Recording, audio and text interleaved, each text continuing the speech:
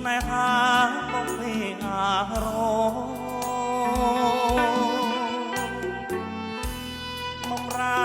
ដល់ភ្ញៀវដែលបានចូលរួមកិត្តិយសបណ្ដំក្នុងថ្ងៃរៀបការខ្ញុំជ្រៀងបទថ្មីចង់ដៃជូនពរដល់គូស្រករដែលមានវាសនាតាមចាប់ដៃគ្នាសាងជាគ្រួសារសូមអើយទេវតាជួយជាសាក្សី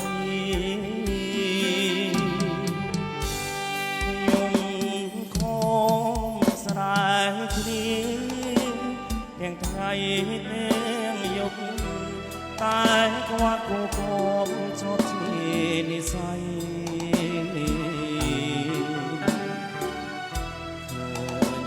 ក្រមុំល្អសពពេកក្រៃគូអើយប៉ែតីតែការមានម្ចាស់មុខ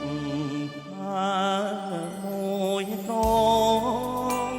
ក្រពុំស្រស់ល្អជាអ្នកកំដរពេញចិត្តខ្ញុំណាស់នាងស្អាតមិនចាញ់ក្រមុំម្ចាស់ផ្ទះស្អាតដូចច័ន្ទរះ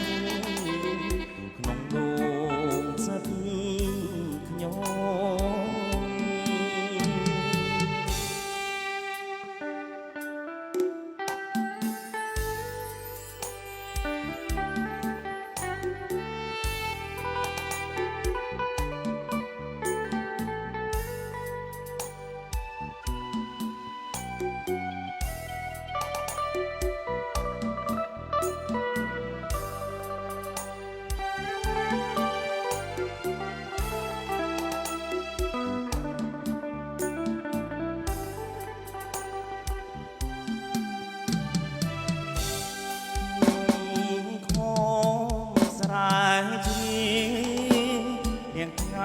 ពេលយប់តែខ្វះគូគំចង់ជានិស័យ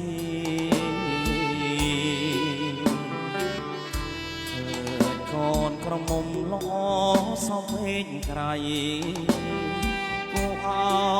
យប៉ែតីតែការមានម្ចាស់មុខមួយតង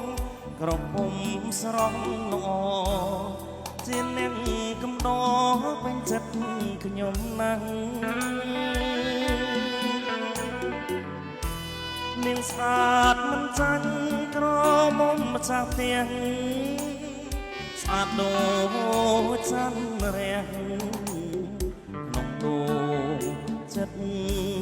ខ្ញុំ